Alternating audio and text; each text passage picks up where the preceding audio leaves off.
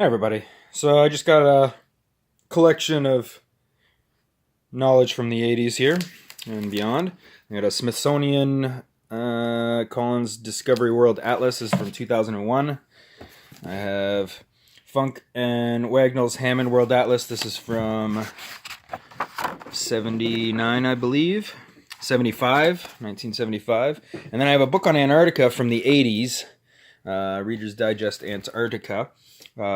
Features some cool information. So when we go back to the Collins Discovery World Atlas, here we go. There's information about satellite technology. Satellite communications, international telecommunications, use either fiber optic or cables or satellites. One of the three. So it could be fiber optic, cables, satellites, or satellites. Okay, well, let's read on. Although cables carry a vast majority of traffic, and if you look that up, it's like 97% of the traffic around the world, satellites are important for person-to-person communication.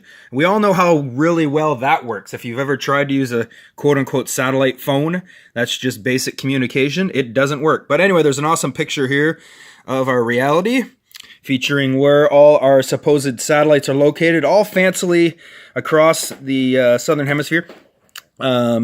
Or the equator, excuse me. So if you think about it, there's these satellites here. Television satellite is on the equator. So in theory, if you were in Ecuador, okay, the country of Ecuador, your satellite television would be straight up. So all satellite dishes would face straight up. Take a look at where Ecuadorian satellites face. It's not straight up. It's about 75 degrees. They all face out towards this area, Galapagos Islands area. That's where all your satellite dishes face. You're here. They all face down towards here. But boom, no big deal. It's just kind of a weird thing. Anyway, just thought that was kind of interesting. And if we move on to here, picture of Antarctica. I've never heard of this, but there's places called domes. We have Charlie Dome featured right here.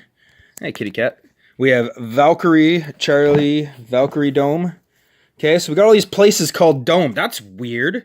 All these places called dome. I don't know. That's just kind of a weird thing that there would be. So I looked up what an ice dome is. It's an unclimbable ice mountain that you can't get over. And no one's ever gotten over. If you look up ice domes, Google it, see what it tells you. It's kind of weird. Anyway, so I found here's a cool picture of Antarctica, and I'm going to compare it to the story of Captain Cook. Now, if you read at the very beginning, because no one reads past the first 2 minutes, it says that he sailed 17,000 kilometers around Antarctica. And if you measure Antarctica using this scale here, we're going to scale it. It's hard to, my focus sucks. But anyway, that's a scale of 1,000 kilometers. And if I use this little card, 1,000 kilometers is about one of these grid blocks for measurement of the tropics and all that yada yada. So there's actually 18 of them around the circle of Antarctica, which is 18,000 kilometers. So that would make sense. Awesome. 17,000. Yeah. So he went around, circumnavigated, encircled Antarctica. I mean, that's okay. Let's read on. The Resolution reached England on July 30th, having traveled more than 60,000 miles, 97,000 kilometers, 60,000 miles, 97,000 kilometers. Well, that would mean he went around it 6 times? Just went around Antarctica 6 times. That seems like a waste. Why would he go around Antarctica? But he traveled 60,000 miles on his voyage. Lasted 3 years. But I thought it was just a short 18,000 miles or kilometers in circumference. 18,000. 97,000. Well, that's weird. Anyway, just some stuff from books.